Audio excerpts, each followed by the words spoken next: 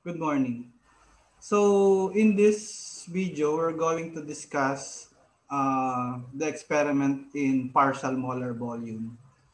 So we'll take a look into the concept of partial molar volume, and then we'll take a look at the mathematical definition of partial molar volume, and then we'll try to solve some partial molar volume common problems. So let me share the PowerPoint.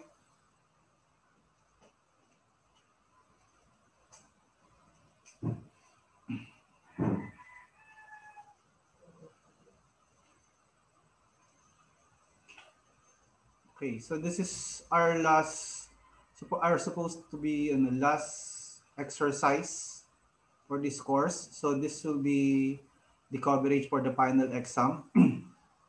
So the title is Measurement of Density and Determination of Partial Molar Volumes of Ethanol Water System.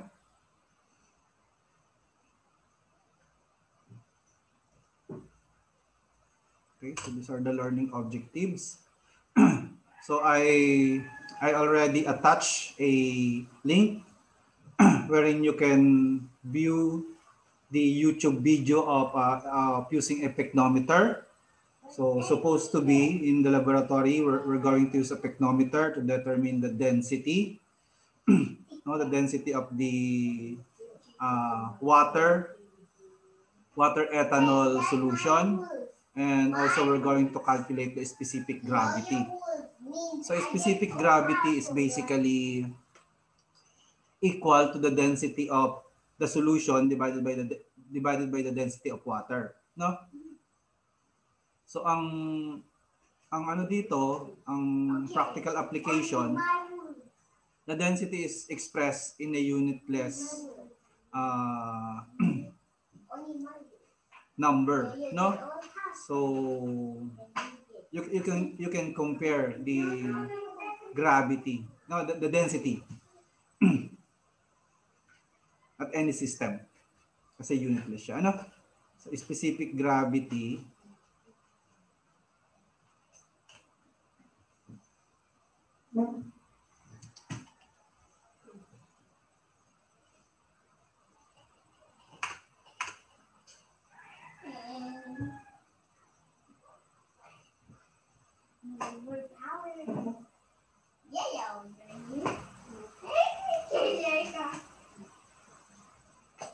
specific gravity is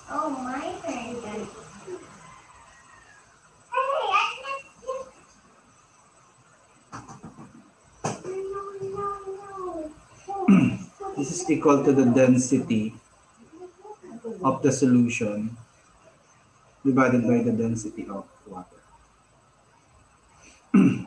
Okay. And then determine the partial molar. The second objective is we need to determine the partial molar volume of ethanol water system at different concentration using density and specific gravity measurement.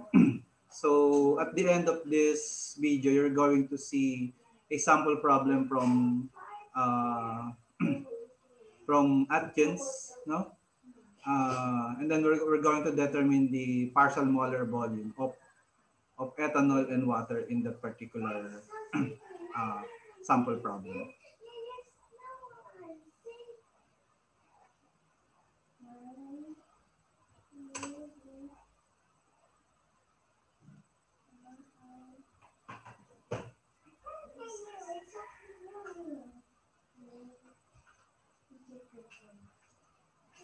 Okay. Our common assumption is when you add a certain volume of A to a certain volume of B, the total volume would be equal to A plus B. No, volume of A plus volume of B. Pero in reality, it's not always the case, no? Halimbawa, you have 100 ml of water and then you have 100 ml of ethanol. So our common assumption is that if you add 100 ml of ethanol to 100 ml of water, you're going to get a 200 ml solution. But in reality, that is not really the case. Ano? And we call that deviation from the ideal, no? that concept is related to the partial molar volume concept. So this common assumption is true only if the solution is ideal. Pero if the solution is not ideal,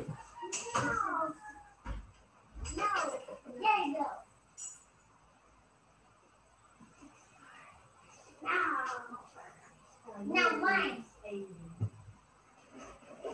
Whatever, I get old someone. I want to play. I want to play.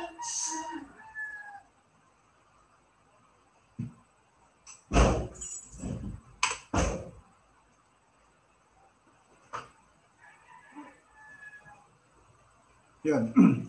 So, halimbawa, the partial molar volume of A, B sub A, this is the partial molar volume of A, B sub A, is 10 ml per mole. And then you added 1 mole of A, so a 500 ml AB solution. Of course, what will happen is that you're going to have a 510 ml of AB solution. Okay? So, another example is that's how the definition of partial molar volume, the concept of partial molar volume is, no? That's the illustration of the partial molar volume concept. So another illustration is, for example, you have the partial molar volume of B is negative 5 ml per mole.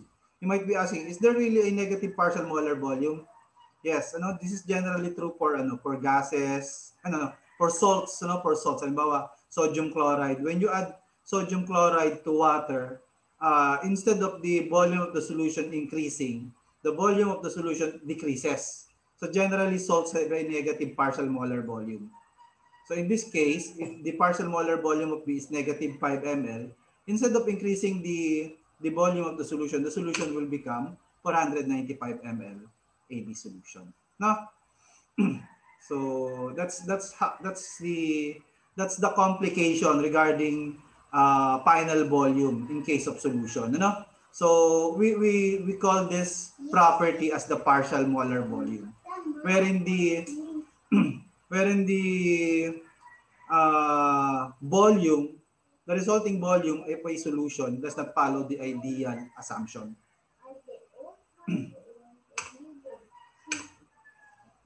Okay, so this is the definition of partial molar volume of a substance I, B sub I. Generally, that's the variable that we use. B sub I, B sub A, B sub B. This is the change in volume of the mixture when 1 mole I is added to a large volume of the mixture at constant temperature, pressure, and N sub J. Basically, N sub J is the number of moles of the other substance. No? Parang, halimbawa, you have 2 substances in a solution, ethanol and water. So, most likely, N sub J is the number of moles of water, and then you are adding ethanol to the system. And in addition, you need to keep the temperature and pressure constant. No? So that's the conceptual definition of the partial molar volume. So for example, the partial molar volume of magnesium sulfate, BMgSO4, is equals to negative 1.4 ml per mole. So in comparison with molar volume is always positive, while partial molar volume can be negative, like the case of magnesium sulfate in water. So that's the difference. That's the major difference. Partial molar volume can be negative, while the molar volume is always positive. So if this is the partial molar volume, it means that the addition of 1 mole of magnesium sulfate to a large volume of water results in a decrease in volume of 1.4 ml per mole. So contraction occurs because the salt breaks the open structure of water. So in physical chemistry, probably you have discussed that there's a water lattice, there's a water crystal, quote unquote, parang there's a 3D structure of the water molecule. So merong empty spaces between the water molecule. So what happens is when you add salts like magnesium sulfate, it breaks that lattice structure. So the space between the water molecule is being occupied. That's why the volume of the water's solution, the resulting water solution, decreases.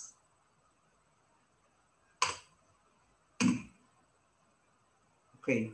So another illustration, when 1 mole of water is added to a large volume of pure ethanol, the total volume increases by 14 cubic centimeter. So if you will imagine, 1 mole of water is approximately 18 grams. Tapos, halimbawa, you're going to assume that the density of water is 1 gram per ml. You're supposed to be adding 18 ml. No? Pero as you can see, the volume increases only by 14 cubic centimeter. So that's an illustration of the partial molar volume. You know, we try to we try to predict, no, the exact properties of solutions, no, from by using the partial molar volume concept. Because syempre in reality, in in industry, no, or in the laboratory, you will be working with real liquids, no, real solutions, especially in the industry. So this volume have a very significant impact, no, on production, on the design of the equipment. So imagine if you're going to add 1 mole of water, you're expecting it that the volume of the solution will increase by 18 ml, pero in reality it's only increasing by 14 ml. No? So you need to consider that. So what happens? The packing of water in pure ethanol, in pure water ethanol, this is the result of H bonding interaction, results in only an increase of 14 cubic centimeter. So basically, ganun pa rin yun. Ano? If you have pure ethanol, probably the ethanol also form a special lattice. When you add water, you know, the water breaks this special lattice, if you can imagine it. No? Tapos, the empty space is occupied by the water so that your water will occupy lesser amount or lesser volume. Ano? I hope you can imagine that. Okay, so this is a graphical illustration. Ano? So before mixing, halimbawa the volume of ethanol is X and the volume of water is also X. Right here. Okay, right here, this is the volume of ethanol is X. The volume of water is X. So you're expecting, no, that when we mix these two, you're going to have 2X. No, but in reality, what happens is you have a volume which is lesser than 2X. Ito yun, ano? So the explanation is, chemistry explanation is, water have a lattice. Yan. That's you have seen this in physical chemistry. No? When you say lattice, it's kind of a crystalline structure, pero it's not exactly crystalline, ano? Kasi it's more fluid, more liquid than the crystalline structure. So what happens is when you add ethanol, no? Or when you add water to ethanol, that lattice is broken, and then the empty space is occupied by the other molecules. So you will have the resulting volume is lesser than the ideal volume. That's the explanation, Pero siyempre, cheming naman tayo, hindi natin masyadong kailangan yung mga ganong explanation, What we really need is that the reality. Now, when you mix two liquids, it will not result, the volume will not result to the summation of the two, exactly the summation of the two liquid volumes. No? Yun lang naman yung mas mahalaga sa atin. That's why we have this concept of partial molar volume. And then, as you can see, as we proceed, we use this to predict the volume of the solution.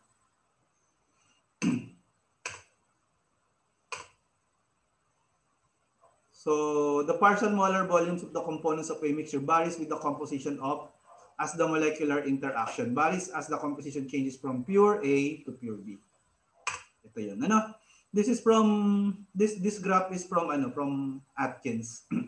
So on your x-axis we have the mole fraction of ethanol.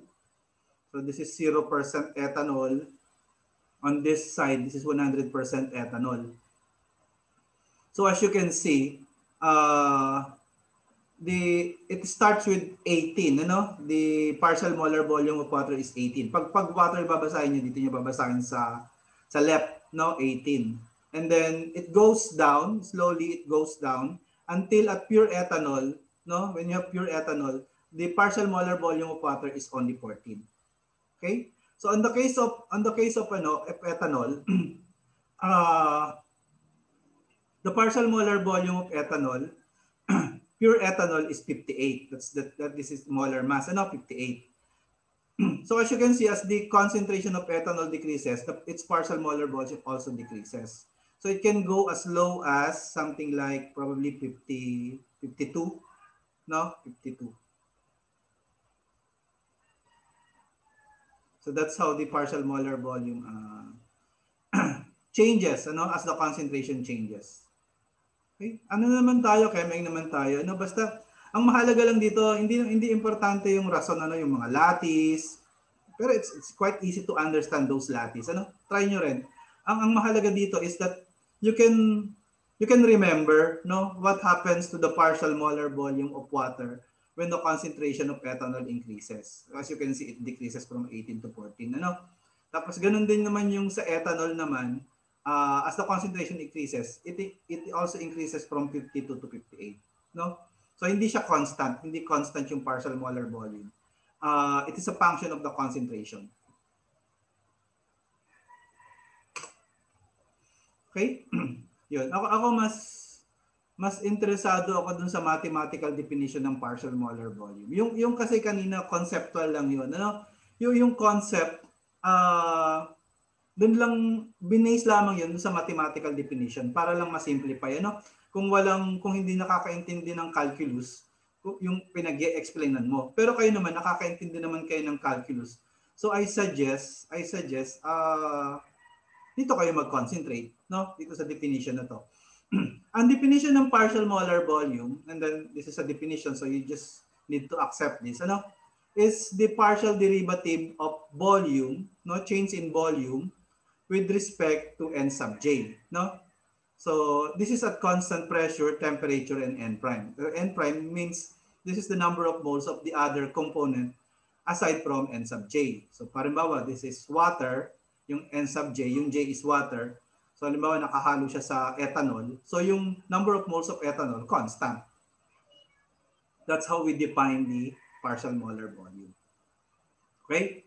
So, itong equation sa baba, this one, you can get this by assuming that volume, the total volume of the solution, the total volume of the solution is a function of the number of moles of A and B, It's a function of the number of moles of A and B. Okay, so when you assume this, and when this is true, what will happen is that you are going to get this equation, the partial derivative equation. So volume is equals to partial derivative of B with respect to n sub A, So this is kasi we assume that we have constant pressure and temperature, di ba? So pressure, temperature, and NB, Okay? And then you're going to multiply this with D and A. Are you familiar with this? Ito yung mga equation na palaging inuulit-ulit sa sa PChem tsaka sa thermodynamics, And then you have partial derivative of B with respect to n sub B. Tapos ganun din, constant pressure, temperature, and n sub A. Okay? Hindi ko na lang ilagay. Pwede ko na siguro dito. Lagay nyo na lang sa notes nyo kung saan tamang posisyon. Tapos you multiply this with D and B. So, yun, So when you replace this partial derivative of B with respect to N sub A, constant PT and B, with B sub A. When you replace it with B sub A, yun yung kanyang standard symbol, no, standard variable. Tapos you replace this one with B sub A, B sub B. Yan. You're going to get this equation. No? You're going to get this equation. Ito na yan. Tapos you integrate this from 0 to N sub A and then you integrate this from 0 to N sub B. Halimbawa, yung partial molar volume ay constant. You can get this out of the equation like this one. No? So, yun. Tapos you integrate this. No? So, when you integrate DNA with from 0 to N sub A, this will be simplified to N sub A. And then this will simplify to N sub B. So, this will become B. No? B is equals to B sub A, N sub A plus B sub B, N sub B. So, ganun lang yun. Ano? Okay? So, this equation over here, is the one we're going to use for solutions. For problems. Ano? Tapos this one, so ito gagamitin din natin to. Yung sa second type of problem. Just try to remember this definition. Ano? Partial molar volume of J is equals to partial derivative of B with respect to N sub J at constant pressure, temperature, and N prime. Okay?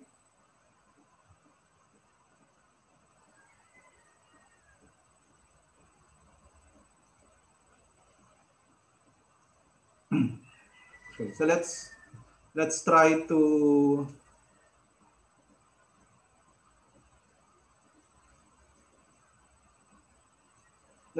solve this problem from Atkins. Ano, this is 5.2a. At 25 degrees Celsius, the density of a 50% by mass ethanol water solution is 0.914 grams per cubic centimeter. Given that the partial molar volume of water in the solution is 17.4 cubic centimeter per mole, you need to calculate the partial molar volume of ethanol. Okay, so basically, gagamitin lang natin yung dinerive nating equation kanina. Ano, yung volume is equals to partial molar volume of water. Halimbawa, yung A natin is water. Tapos times the number of moles of water plus partial molar volume of ethanol times number of mole of ethanol. Okay? So, ang gagawin lang natin di solution dito is maggagamit tayo ng basis na 100 grams ng solution. And then basically, yun, makakalculate natin yung N water at saka yung N ethanol, di ba, number of moles?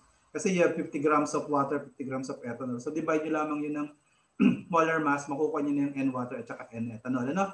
Basically, you need to reduce the unknown by, isa lang yung matitira.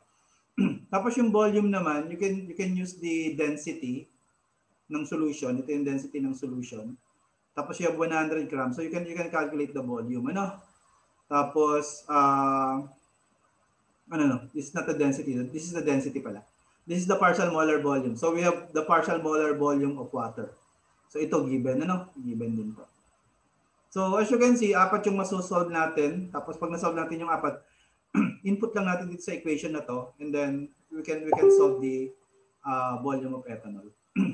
So first, let's try to solve the number of moles of water.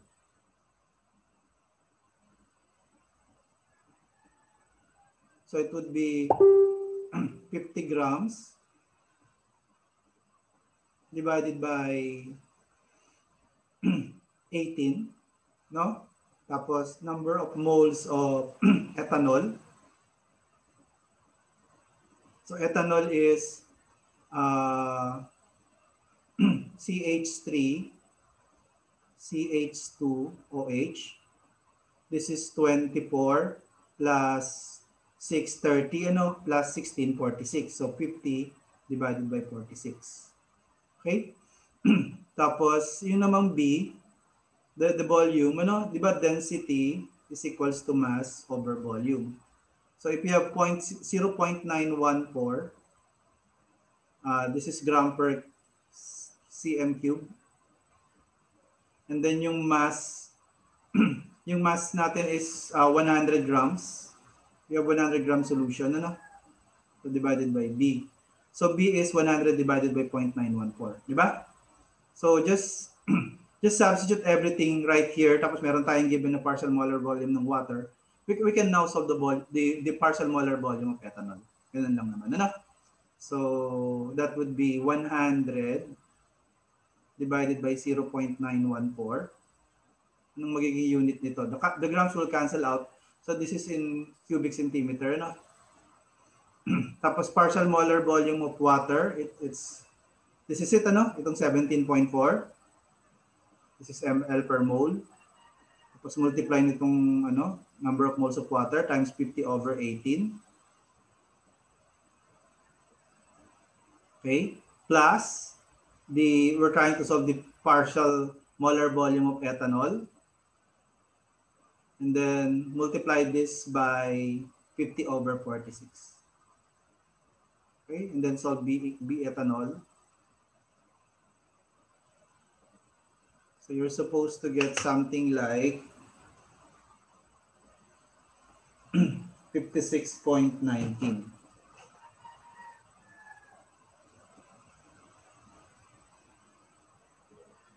So 56.19, this is ml or cubic centimeter per mole. So this is the final answer for this problem. Calculate the partial molar volume of ethanol. Okay, so let's try the next type of problem.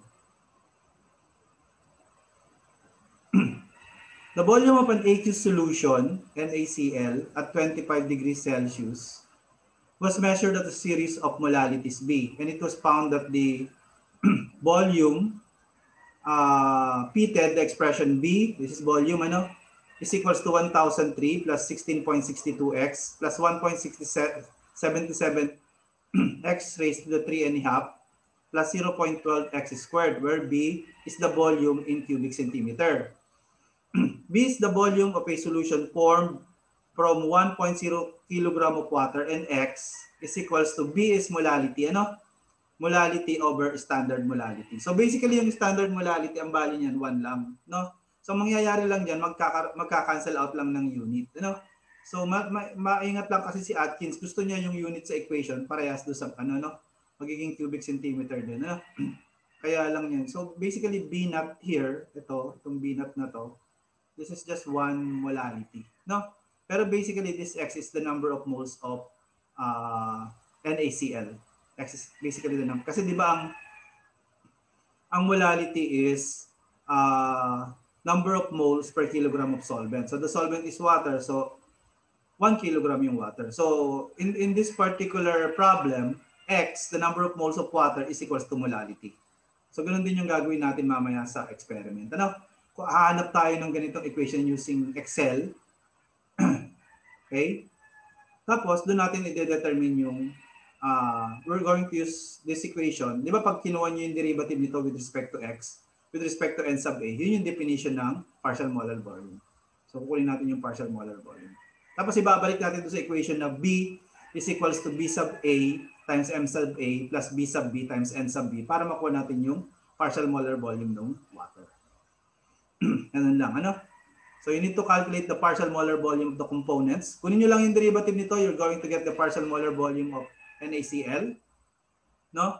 Tapos, ibabalik lang natin doon sa first equation. Yung B to get the other partial molar volume. Partial molar volume of water. Okay? So, let me solve this in a whiteboard para mas maluwag,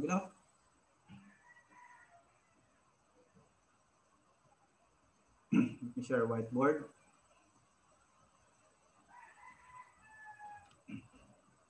Okay, so ito pa rin yung equation natin, This is the equation that we're going to use. The basic equation, volume is equals to volume of A times N sub A plus volume of B times N sub B. Kunin mo, itong dalawa yung tinatanong, itong B sub A at saka itong B sub B. So basically we have, ang B sub A natin ay yung B water, water to ano? Ito yung N water. Yung isa naman ay NaCl. Kasi ito yung number of moles of NaCl. So, ay sorry, this is not this. This is times. Ano times siya? So, yung number of moles of water, kasi nga 1 kilogram siya, so that's basically 1,000 grams ng water divided by 18. Yun namang number of moles ng NaCl, kasi given sa problem na 0.1, no? 0.1 molality, tapos 1 kilogram of water. So we have 0.1 mole of NaCl. Ano? I hope you don't have any questions. So meron na kayong dalawang ito. Ano? Tapos ito na lang yung wala. Tapos meron tayong equation ng B. So all we need to do is calculate the volume from that equation. So that equation is 1,003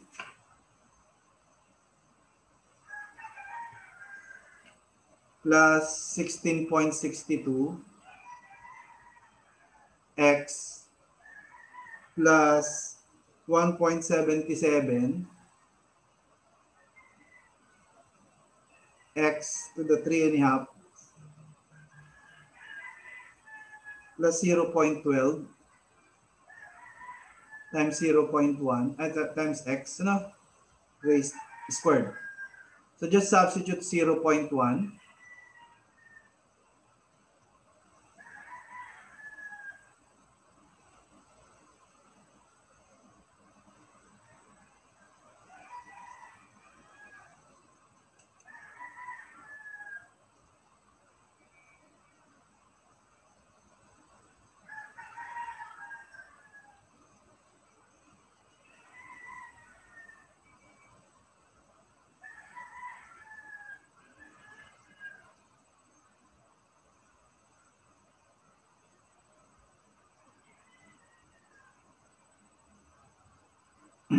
Just substitute 0.1 ano to get the volume. 1.77 0.1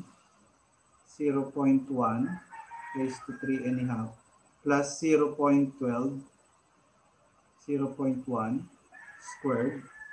So the volume is, you're supposed to get 1,004.72. Ano? This is in cubic centimeter. So as you can see, we have N sub A, N sub B, B. Okay? So ang nawawala na lang ay yung dalawa. First we're going to determine B and ACL. Ano? Kasi ang definition ng B and ACL, this is equals to partial derivative of the change in volume with respect to the change in the number of moles of NaCl, di ba? Yun. At constant pressure, temperature, and water. And this is also equal to partial derivative of volume with respect to x. Kasi x is equal to the number of moles of NaCl. No? So ganun din yan. Partial constant pressure, temperature, and number of moles of water. Okay, so basically just get the derivative of this, and this will give you the partial molar volume of NaCl. So ito mawawala, zero lang yan. So you're going to get 16.62. Tapos this one is plus 3 halves times 1.77. Okay, tapos x minus 1, so that will be 1 half. Tapos 0.12 times 2 squared kasi yun, tapos times x. So then just substitute 0.1 sa x. So kaya nyo na naman yun, kaya nyo naman i-calculate to. Just substitute here 0.1. Here also 0.1. And you're supposed to get the volume, the partial molar volume of NaCl is equal to 17.48 ml per mole. So finally, you have 4 known variables, and we have a 5 five variable equation. So you can calculate the partial molar volume of water. No? So it would be 1,004. Ito, substitute ko lang dito. Ano? Substitute ko lang dito sa equation na to. So it would be 1,004.72. Tapos BH2O, ito yung nahanap natin. NH2O is 1,000 over 18. Tapos plus BNaCl. Ito yun, 17.48. Tapos this one, number of moles of NaCl. Number of moles of NaCl is simply 0.1. So times 0.1. Okay? So you're supposed to get B water, partial molar volume of water is 18.05. Ano? This is in ml or cubic centimeter per mole. So, itong dalawa yung final answer. Okay, so I hope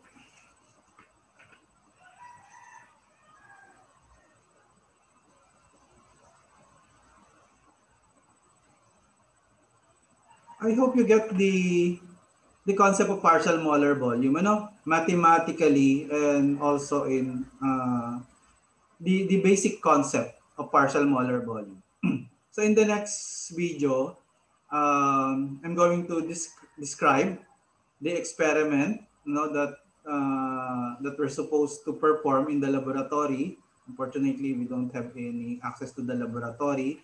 So I'm going to just show you how to use the pyknometer. Kasi pyknometer din lang naman talaga yung ginagamit dyan. And then on the next video, we're going to discuss the calculation, the calculation that we need to perform on the raw data, on the laboratory raw data. Okay? So, into muna natin itong video kasi mahirap pag masyadong mahaba yung